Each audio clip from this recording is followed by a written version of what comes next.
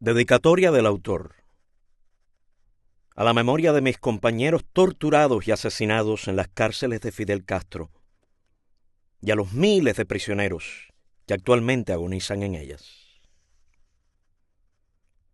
Este libro es mi testimonio de 22 años pasados en las cárceles políticas de Cuba. Únicamente por manifestar mis criterios distintos al régimen de Fidel Castro. En mi país hay algo que ni los más fervientes defensores de la Revolución cubana pueden negar, y es el hecho de que existe una dictadura hace más de un cuarto de siglo. Y no puede un dictador mantenerse en el poder durante tanto tiempo sin violar los derechos humanos, sin persecuciones, sin presos políticos y cárceles.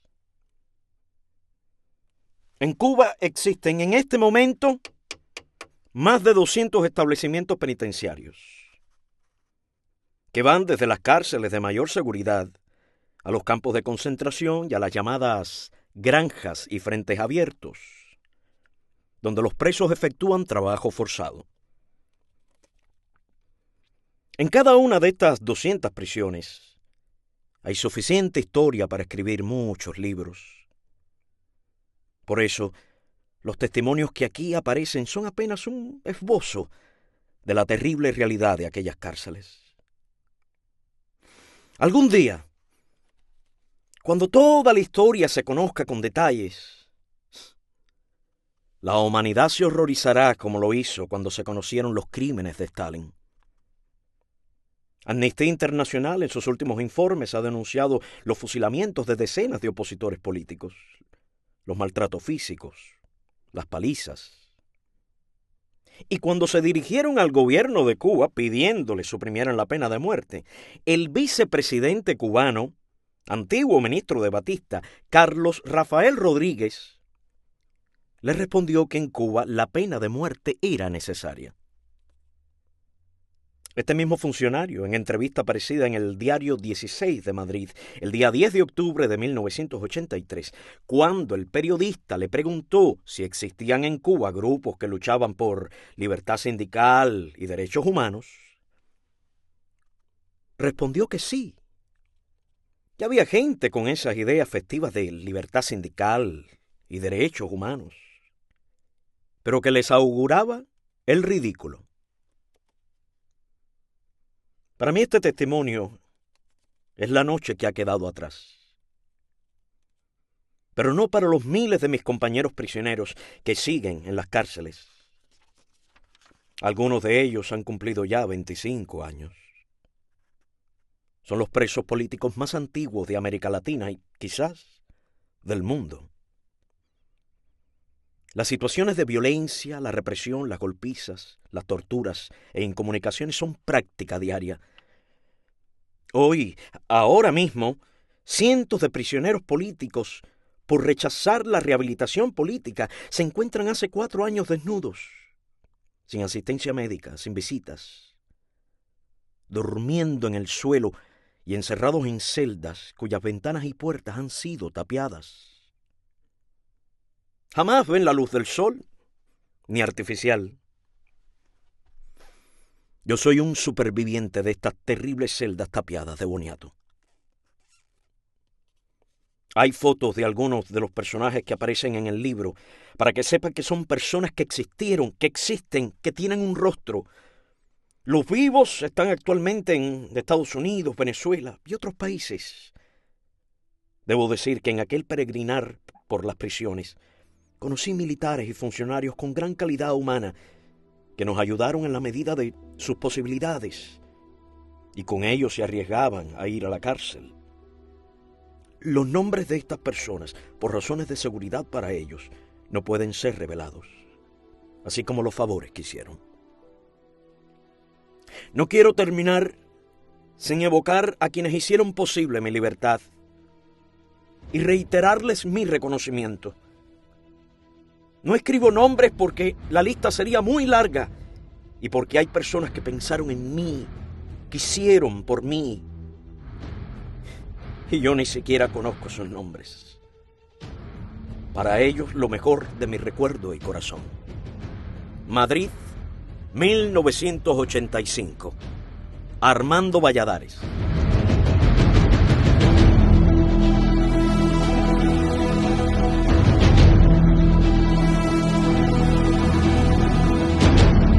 Contra toda esperanza, de Armando Valladares, celebrando el 40 aniversario de su publicación. En la voz de Yamil Cuellar.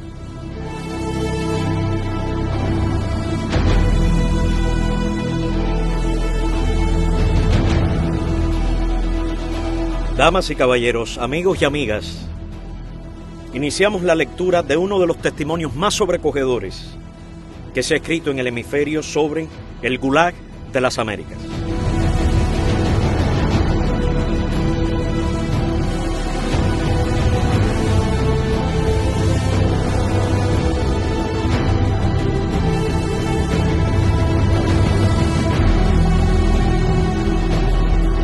El frío cañón de la metralleta en la frente me despertó. Abrí los ojos, asustado. 3 hombres armados rodeaban mi cama. El del arma me empujaba la cabeza contra la almohada. ¿Dónde está la pistola?, preguntó el más viejo, flaco, con el pelo canoso. Luego sabría que ese agente de la policía política de Castro había sido también policía del dictador Batista. Cuando tocaron a la puerta, fue mi madre la que salió y les abrió. Mi cuarto era el último. Mi sueño pesado. Hacía frío y no lo sentí entrar. El de la metralleta seguía apoyando con fuerza el cañón del arma en mi frente. Uno de ellos metió la mano bajo la almohada buscando la pistola imaginaria. Luego el canoso me dijo que tenía que acompañarlos y que me vistiera. En la sala, un cuarto policía custodiaba a mi madre y hermana. En presencia de ellos tuve que vestirme. Hice un ademán para abrir el closet, pero uno de los policías cortó mi intención. Abrió él mismo la puerta y jaló las gavetas una a una. Luego echó una rápida mirada a todo lo demás. Y comencé a vestirme mientras ellos me rodeaban y vigilaban. Iniciaron el registro. Los veía más tranquilos, más confiados. Estos operativos reciben órdenes de detener a un ciudadano sin saber quién es ni por qué se le detiene. Como sistema les dicen que es muy peligroso y que está armado. Ahora sabían que yo no lo estaba. No lo estuve jamás. Tranquilicé a mi madre y a mi hermana. Les dije que con toda seguridad se trataba de un error, puesto que yo no había cometido ningún delito. Yo era entonces funcionario del gobierno revolucionario en la Caja Postal de Ahorros, adscrita al Ministerio de Comunicaciones. Y mi ascenso en aquella dependencia oficial había sido rápido, motivado en gran medida por mi condición de estudiante universitario. El registro fue minucioso, largo. Casi 4 horas invirtieron en revisarlo todo.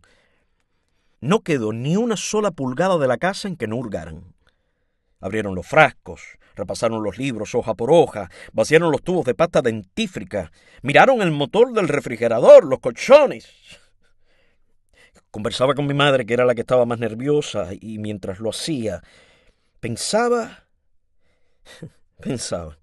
en quién habría denunciado que yo tenía armas. Para mí, evidentemente, era alguien que quería hacerme pasar el mal rato de ser detenido, aunque luego se aclarara todo. Pensé que la denuncia habría salido de mi trabajo. Había allí algunos compañeros que sabía me tenían hostilidad. Unas semanas antes, uno de los jefes, a quien me unía una buena amistad, me llamó para advertirme que la policía política había estado pidiendo informaciones sobre mí. Yo había tenido algunas fricciones por mis ideas religiosas y mis concepciones idealistas del mundo, que esgrimía frecuentemente como instrumento para discrepar del comunismo como sistema. En aquellos días habían sucedido algunos hechos que iban radicalizando la situación interna dentro del Ministerio de Comunicaciones. El ingeniero Enrique Oltuski, el ministro, había sido destituido. Y en su lugar nombraron a Raúl Curbelo, un comunista que peleó con Castro en las guerrillas y que solo conocía de vacas. Así me lo dijo unos días después de nombrado, cuando se presentó en mi departamento. Mira, Valladares, yo de esto no conozco nada. Yo estaba en el Instituto de Reforma Agraria, pero Fidel me dijo que tenía que hacerme cargo de este ministerio. Y yo, de lo único que conozco, es de vacas. Por eso necesito que me ayuden para echar esto para adelante. Solo conocía de vacas. Era cierto. Pero era un hombre de confianza de Castro. El subdirector de la caja postal fue sustituido por otro comunista. Y el tesorero era también un viejo militante del partido en la provincia de Camagüey. Fue entonces cuando a uno de mis mejores amigos y compañeros de trabajo, Israel Abreu, lo expulsaron por sus manifestaciones antimarxistas. Israel había luchado en los grupos clandestinos contra la dictadura de Batista. Y aquella decisión del nuevo ministro motivó descontento entre todos. Personalmente critiqué la medida como un abuso de autoridad y una violación de la libertad de expresión, y había sido uno de los postulados de la revolución de Castro. No era ajeno a que estaba señalado como un anticomunista. Uno de mis últimos enfrentamientos lo motivó un lema que se repetía en todo el país, lanzado por el aparato propagandístico del gobierno y que tenía por objetivo ir preparando a las masas, irles infiltrando la idea comunista. Castro ya era acusado de tal y entonces divulgaron la consigna: si Fidel es comunista, que me pongan en la lista. Yo estoy de acuerdo con él. Este lema se imprimió en calcomanías para pegar en los automóviles, en placas de latón para colocar en las puertas de los hogares. Se publicaba en los periódicos diariamente. Se hicieron carteles que fijaron en las paredes de las escuelas, cuarteles, fábricas, talleres y oficinas del gobierno. El propósito era bien claro y simple. Castro era presentado al pueblo como un Mesías, un Salvador.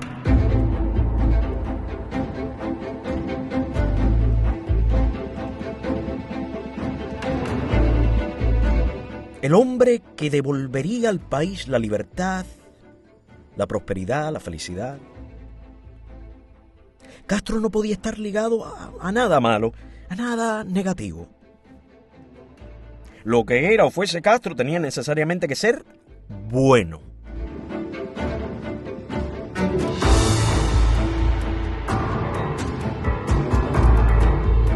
Por eso, si era comunista, fue que me pongan en la lista. Era este el análisis que habían hecho los especialistas en propaganda del partido.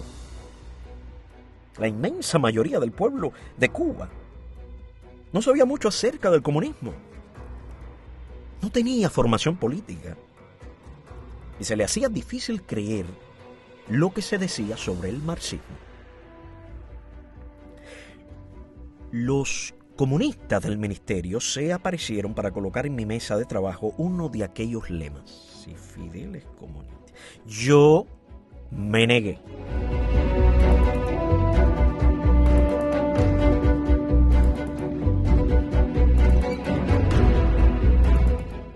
Quedaron sorprendidos y desorientados porque, aunque conocían mi rechazo al marxismo, pensaron que no iba a protestar, ya que eso sería rechazar a Castro. Me preguntaron si yo no estaba de acuerdo con Fidel.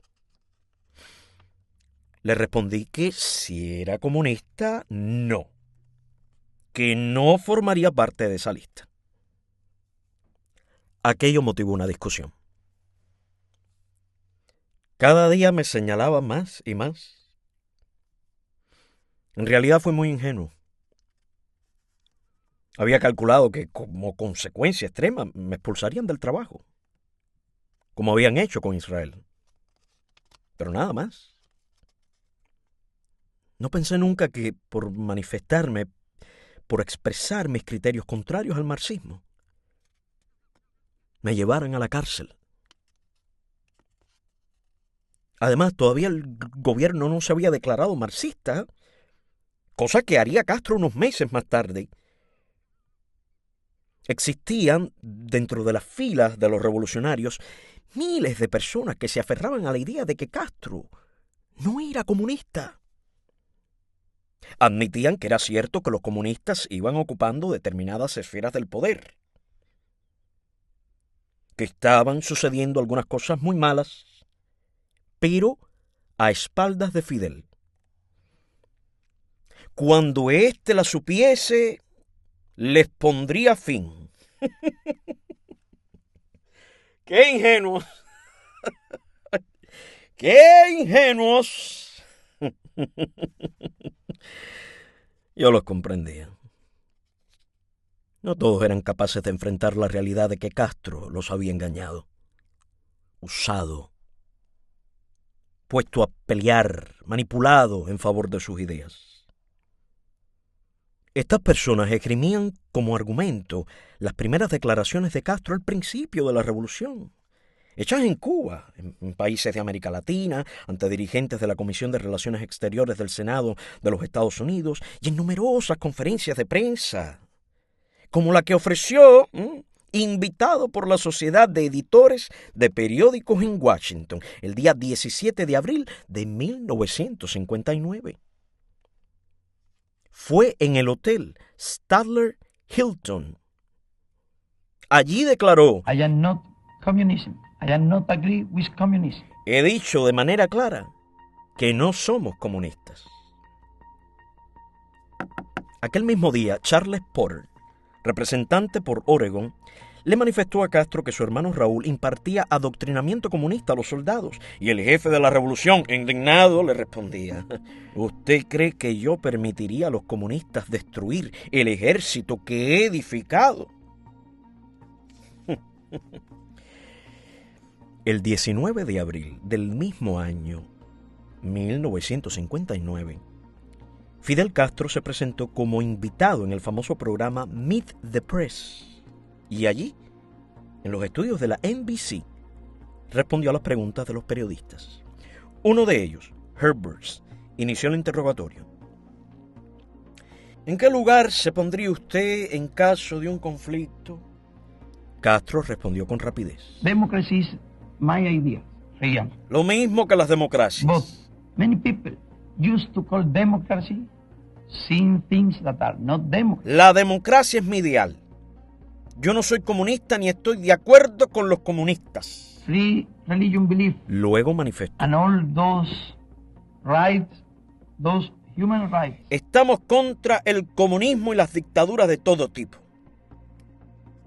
Estas eran las declaraciones a que apelaban los que no se atrevían o no querían aceptar la realidad del engaño.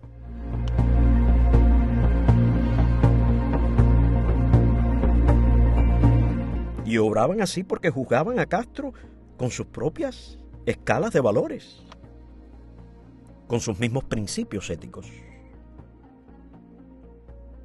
Olvidaban o no sabían que Lenin había definido claramente el comportamiento del revolucionario cuando manifestó: la moral comunista está subordinada a los intereses de la lucha de clases. El doctor Raúl Roa, representante de Cuba ante las Naciones Unidas, también arremetía contra el comunismo, calificándolo de teoría inhumana porque esclaviza al hombre. Decir que no eran comunistas, que no mentían jamás, que convocarían a elecciones libres, que respetarían los derechos humanos, no era más que tácticas de lucha, una cortina de humo. Por eso, los revolucionarios, que mantenían a todo trance la esperanza de que Fidel terminaría con el poder creciente de los comunistas, no eran capaces de admitir que, aunque cuando todavía el gobierno no se hubiese declarado marxista, las expropiaciones forzosas, el despojo de tierras, las nacionalizaciones, el traspaso de los medios de producción de manos privadas al Estado, las ejecuciones y la prédica constante del odio y la exaltación de la lucha de clases eran irrefutablemente prácticas comunistas. Los policías continuaban el registro. Terminaron en los dormitorios, baño, cocina y pasaron a la sala. Revisaron los cuadros, las figuras de porcelana. Una de ellas les llamó la atención. Habían descubierto algo dentro, como un bolígrafo. Uno de ellos logró sacar un papel. Era de los usados para empaquetar los cristales. Lo abrió y al darse cuenta de que yo lo miraba con cierto aire burlón, lo estrujó y lanzó por la ventana. Nos hicieron levantar del sofá, lo volcaron, lo examinaron cuidadosamente. Terminó el registro y no aparecieron armas, ni explosivos, ni propaganda, ni listas. Nada. Absolutamente nada. Tuvieron que irse con las manos vacías, es decir, conmigo, pues me dijeron que tenía que acompañarlos. Aunque no habían encontrado nada, debía responder a unas preguntas de rutina. Mi madre argumentó que yo no había hecho nada, que no había razón para llevarme. Le respondieron que no se preocupara, que regresaría enseguida. Ellos mismos me traerían de vuelta a casa. El regreso se demoró más de 20 años. Más de 20 años. Más de 20 años.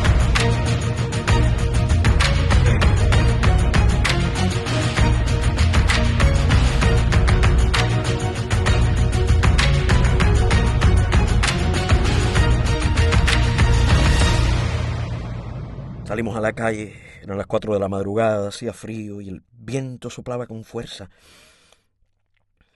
Subía un BMW gris con un agente a cada lado. Entonces me colocaron las esposas en las muñecas.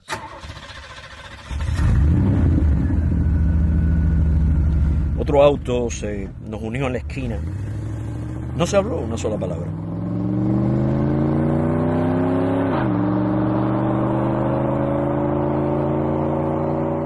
A ratos la planta de radio lanzaba mensajes incomprensibles para mí. Uno de ellos resultó ser para el auto en que viajábamos. El chofer descolgó y respondió con una frase breve, una contraseña. Llegamos a la Quinta Avenida y calle 14 en el reparto Miramar. Era entonces la sede central de la policía política, la Lubianca cubana. Varias residencias, producto del despojo, formaban el complejo del G2, que era como, al principio, llamaban a seguridad del Estado. Un soldado con casco blanco y fusil nos abrió la reja. A la entrada de la oficina había un banco y me indicaron que me sentara en él. A la media hora me condujeron al fondo del edificio donde habían construido un grupo de celdas. Me quitaron las esposas y me metieron en la primera. Había otros presos allí, en aquel pequeño calabozo. En un rincón, detrás de un muro, se veía una taza sanitaria. 3 torres de cama se abozaban a las paredes. Algunos, desde sus lechos, sacaron la cabeza para ver al nuevo huésped. Me llamaron, fui llevado a la segunda planta, al archivo. Me tomaron las huellas digitales y me fotografiaron con un letrero que decía «Contrarrevolucionario».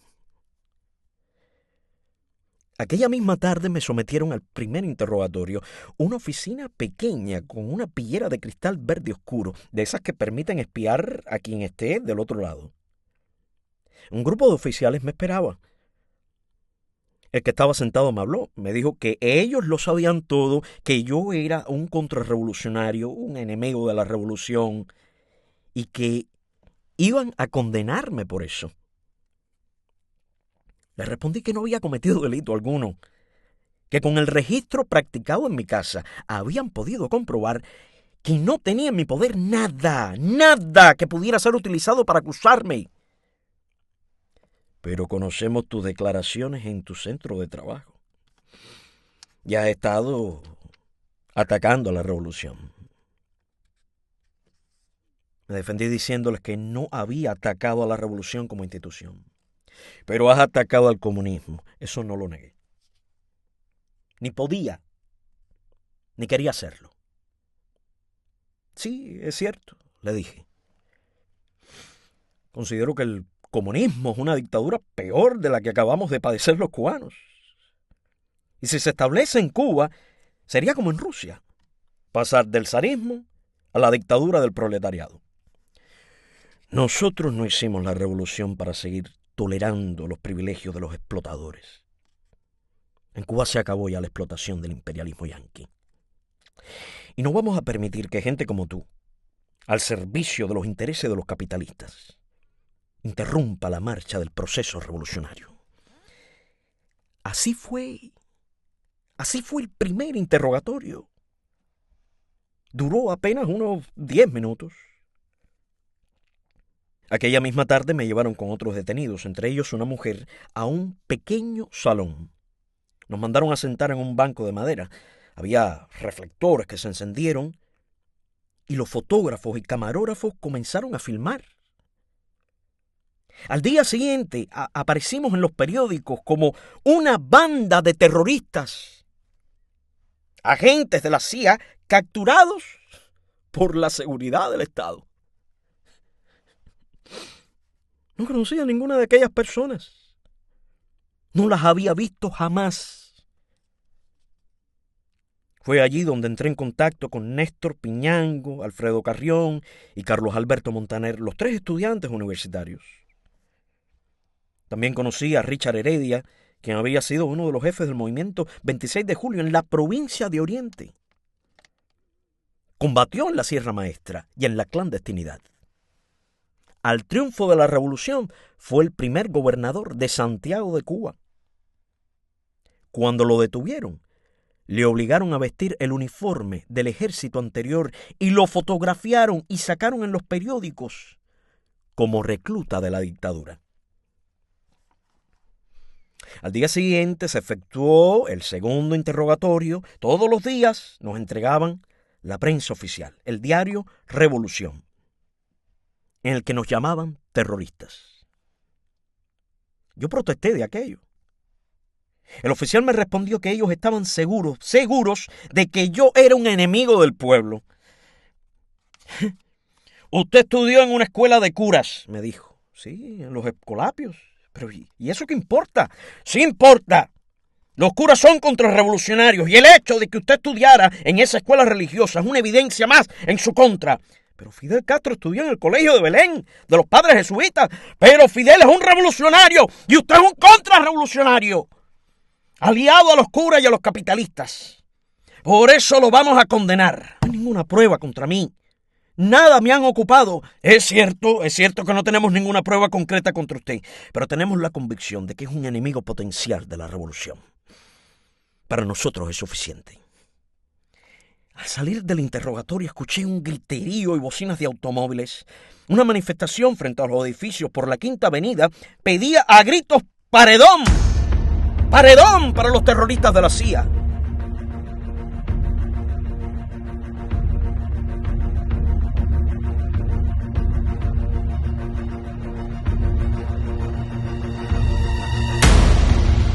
Los comunistas organizaron el acto y otro frente al Palacio Presidencial pidiendo que fuéramos fusilados. En la noche, temprano, nos sacaron de la celda a Richard Heredia y a mí, nos trasladaron a un salón y nos hicieron una película para los noticieros cinematográficos. Uno de los periodistas, refiriéndose a mí, comentó a media voz que era una pena que me fusilaran tan joven. La campaña organizada por los comunistas alcanzó proporciones tan vastas que me hizo temer muy seriamente por mi vida. Mi suposición de que lo más que podía sucederme era que me quitaran el trabajo había sido desechada ante la realidad que estaba viviendo.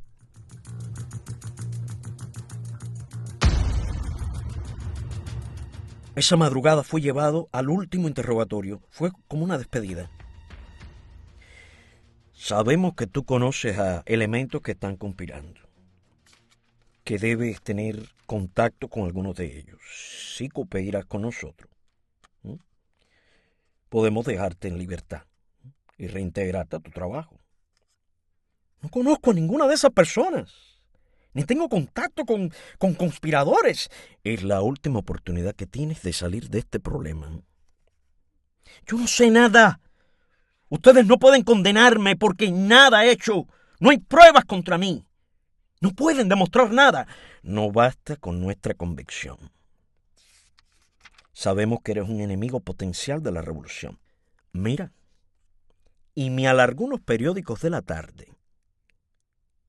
En letras grandes, en la primera plana, se leía: paredón para los terroristas. El pueblo pide un escarmiento y dejó la amenaza en el aire.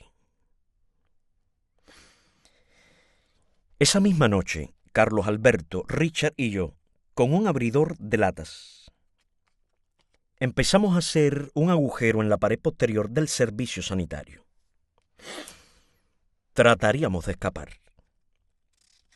La tarea era difícil. Intentaríamos levantar la capa que cubría la pared para sacar el primer bloque. Al día siguiente de mi arresto, mi hermana se dirigió a la estación de policía más cercana buscando información. Le dijeron que nada sabían de mí. Fue a la Quinta Avenida y calle 14, donde yo me encontraba, y le dijeron que tampoco estaba allí.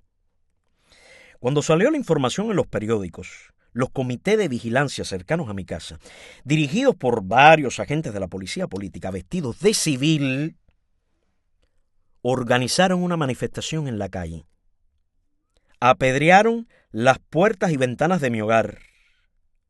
La turba enardecida gritaba: ¡Paredón! ¡Paredón! ¡Que lo fusilen! ¡Que lo fusilen! Mi madre sufrió un ataque de nervios y cayó al suelo sin conocimiento. Mi hermana salió gritando en busca de un médico. Más tarde volvió a indagar por mi paradero y ya en esta ocasión no le negaron que estaba en la sede de la policía política. La mandaron a sentarse. Al rato la pasaron a una oficina y comenzaron a interrogarla, acusándola de ser también una contrarrevolucionaria. Hacían su odio extensivo a toda la familia, a tal extremo que no solo sufrió un interrogatorio y acusaciones, sino que además la fotografiaron como a mí, con un cartel que decía contrarrevolucionaria. No le permitieron que me vieran. Carlos Alberto, Richard y yo nos turnábamos en la perforación de la pared. Sabíamos que nos arriesgábamos a represalias, pero nos dedicamos con ahínco al trabajo. No logramos terminarlo, sin embargo, nos sacaron antes. Nunca supimos si fue casualidad o si alguno de los muchos que se encontraban allí era un delator o un agente de la policía. En el patio interior esperaba un auto. Adentro ya estaba otra detenida, Zoila, la misma mujer que había visto cuando nos hicieron las fotos. Nos advirtieron que no podíamos hablar. Eran los primeros días del año 1961. Todo el litoral de La Habana estaba lleno de cañones que apuntaban al norte. Los Estados Unidos habían roto relaciones con Cuba y el gobierno agitaba la amenaza de invasión. El aire levantaba grandes olas que saltaban por encima del muro del malecón que bordeaba la costa habanera. El auto corría a gran velocidad, pasó el túnel de la bahía y entró en la fortaleza de la Cabaña. Se detuvo frente a la alta verja que da entrada al rastrillo de la prisión. Nos hicieron bajar, entregaron unos papeles al militar de posta y el auto siguió rumbo a la cárcel de mujeres, destino de la pasajera.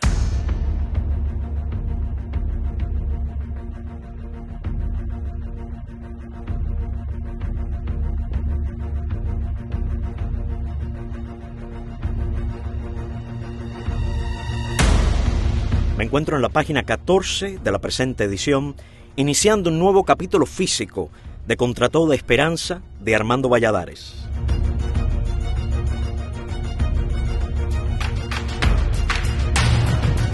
Capítulo 2. La cabaña.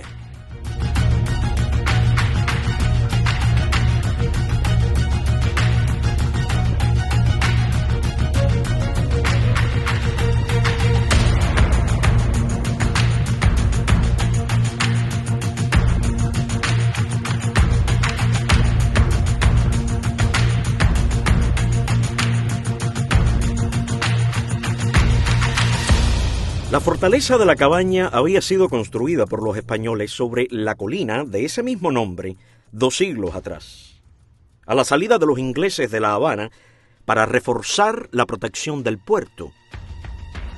Cuando los ingleses tomaron La Habana en 1762, se apoderaron primero de esta colina.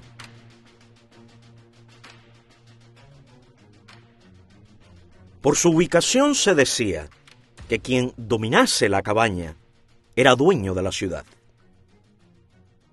Desde el triunfo de la Revolución, la fortaleza fue convertida en prisión política y en su foso se llevaban a cabo las ejecuciones.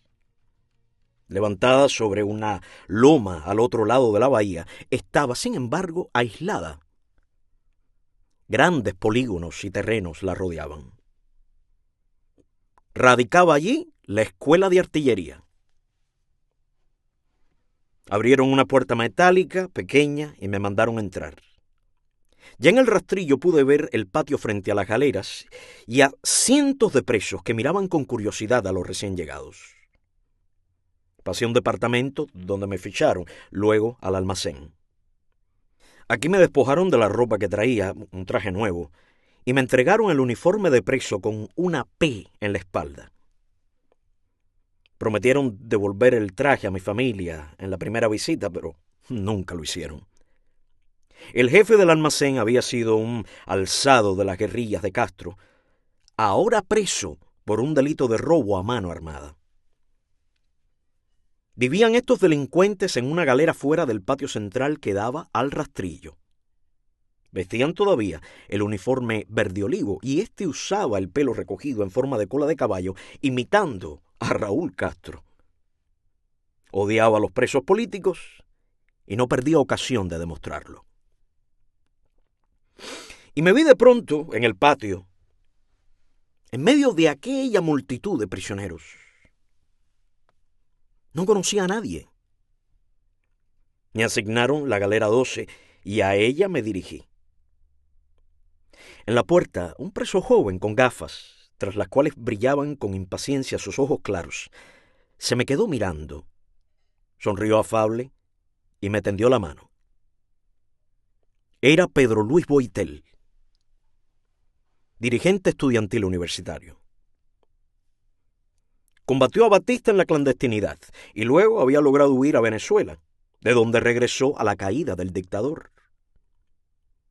Me había reconocido por las fotos aparecidas en los periódicos. Fue la primera persona que conocí allí y llegamos a ser grandes amigos, como hermanos. Pedro Luis vivía en el centro de la galera, en una litera alta. Todas las camas estaban ocupadas. Había exceso de prisioneros. Las galeras eran como túneles ovalados, abiertos en sus extremos, y daban al foso que circundaba la fortaleza. Estaban cerradas con 2 rejas de gruesos barrotes, separadas por 1 metro de distancia. En las 2 garitas del techo, escoltas con ametralladoras apuntaban siempre al patio, a los prisioneros, a las rejas de las galeras. Esa misma tarde llegaron algunos presos de los que estaban conmigo en la jefatura de la policía política: Carlos Alberto Montaner, Alfredo Carrión, Néstor Piñango y otros. Conocían a Pedro Luis de la universidad y también fueron destinados a nuestra galera. La primera noche tuvimos que dormir en el suelo, entre cama y en los pasillos. Como el fondo de todas las galeras daba al norte, por la ventana enrejada entraba el viento frío. No había frazadas suficientes y nos helábamos. Al día siguiente logramos avisar a nuestras familias que permitirían visitas. Ulises y Julio Antonio Yebra habían sido detenidos la misma madrugada que yo. También aparecían en las fotos. Julio Antonio era médico y de un valor temerario. En el registro efectuado en su casa le habían encontrado un viejo fusil calibre 22. Solamente eso. La policía política dedujo que si él tenía un fusil, era para agredir a alguien. Por las relaciones que Julio Antonio tenía dentro del gobierno, por su nivel como profesional, no se trataría de atentar contra un soldado de filas o un simple y desconocido miliciano. Debía ser a alguien importante, un dirigente de la revolución. Y de los dirigentes, ¿quién más importante que Fidel Castro? Por este razonamiento, Julio fue acusado de tener un fusil para atentar contra Fidel Castro. Y lo condenaron a muerte. En épocas del dictador Batista, Armando Jar, uno de los jefes del movimiento 26 de julio y actual ministro de Cultura de Cuba, había sido encarcelado junto con su esposa Aide Santamaría, la tercera figura femenina del régimen que ocupó la dirección de la Casa de las Américas y que años más tarde, el 26 de julio de 1980, decepcionada del sistema que ayudó a implantar, se suicidó. Julio, en una acción valerosa, contribuyó a rescatar a Armando Jar de las manos de la policía batistiana cuando le celebraban juicio en la audiencia de La Habana. Ahora Julio era el que estaba preso. Y la madre tocó a las puertas de Armando Jar y de Aide. Era la hora de la lealtad. Pero se negaron rotundamente a interceder por el hombre que les había salvado la vida. Más que eso, Aide escribió una carta acusando a Julio de supuestas manifestaciones contra Castro y señalando que nunca le había resultado persona de fiar. Julio Antonio fue juzgado por la Ley número 5 de 1961, la cual entró en vigor 5 días después que él había sido detenido. Se la aplicaron con efecto retroactivo. El juicio comenzó en la madrugada. A las 12 del día siguiente se suspendió para continuarlo 2 horas después. Julio regresó a su galera y dirigiéndose a uno del grupo le dijo: «Quiero que abras esa lata de peras en conserva que guardas ahí y un vaso de leche. Es lo único que comeré en esta tierra, pues esta noche estaré bien lejos de aquí, cerca de Dios». Muchos quisieron darle apoyo con frases de consuelo y él, con afable sencillez y tranquilidad, le repitió: sí, voy a estar cerca de Dios esta noche. Escribió varias cartas. A las 2 de la tarde se lo llevaron de nuevo a juicio. Julio no regresó del tribunal a la galera. Lo dejaron en las capillas para los condenados a muerte. Cuentan que en el juicio se portó con la misma valentía con que vivió siempre. A las 9 se acostumbraba a rezar en grupo por todas las galeras. La fe en momentos difíciles. El ruido de un motor se dejó escuchar. Se hizo un silencio total. Era el camión que llevaba la caja para el cadáver. Luego se escuchó el motor del jeep que transportaba al preso y algunas voces. Por una larga escalera de piedra se bajaba al foso. A unos metros de la pared había un madero al que ataban al condenado. Antes de que lo amarraran, Julio dio la mano a cada uno de los guardias que componían el pelotón y les dijo que los perdonaba.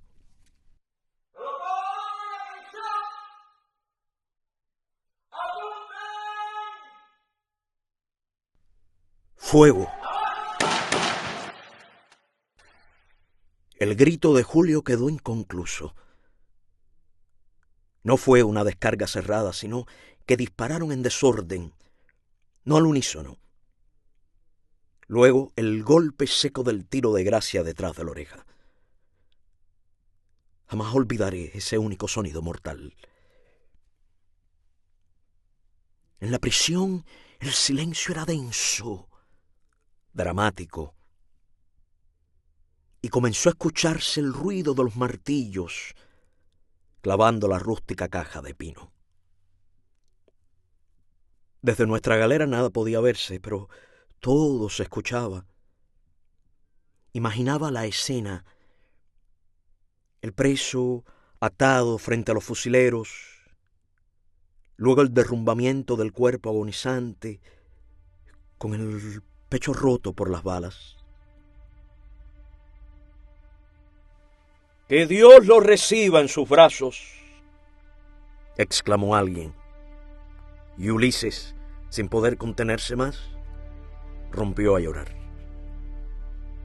Eran primos.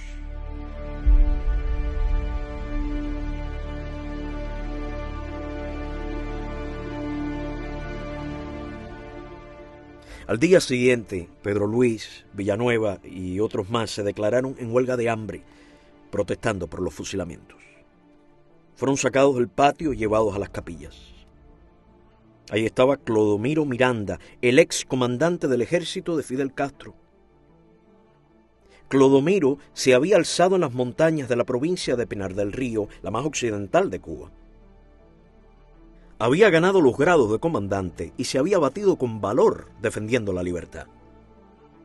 Sin ser un hombre de mucha cultura, había comprendido que el curso de la revolución no era el que había prometido Castro. Y viendo la traición, empuñó de nuevo el fusil y se marchó otra vez a las montañas. Castro ordenó cazarlo y se lanzaron contra él miles de milicianos. Fue herido en combate. Cuando lo capturaron tenía las piernas destrozadas a tiros y otros balazos en un brazo y en un costado. Lo llevaron a juicio en una camilla y cuando lo condenaron a muerte, lo sacaron del hospital militar y lo metieron en aquellas celdas inmundas, sin cama. Clodomiro no podía pararse. Se arrastraba por el piso sucio. Las heridas sin atención se infectaron y llenaron de gusanos. Así lo vieron Pedro Luis y Manuel Villanueva. Fueron los últimos presos que hablaron con él. En camilla también bajaron a Clodomiro para fusilarlo. La escalera que desciende a los fosos está pegada a la pared por un lado. Por el otro no hay ni siquiera un pasamano o barandilla de seguridad. Los escalones bicentenarios de piedras gastadas por generaciones de esclavos y presos se ven desde las últimas galeras. La comitiva de guardias que transportaba a Clodomiro se bamboleaba. Ya casi llegando al suelo, uno de ellos resbaló. Las manos soltaron la camilla buscando un asidero y Clodomiro cayó sobre sus piernas rotas, golpeándose con los escalones. Un guardia nos contó que trataron de amarrarlo al poste, pero no podía sostenerse en pie. Tuvieron que fusilarlo en el suelo, mientras gritaba: ¡Abajo el comunismo! Clodomiro fue quizá el único fusilado que ya estaba siendo devorado por los gusanos antes de morir.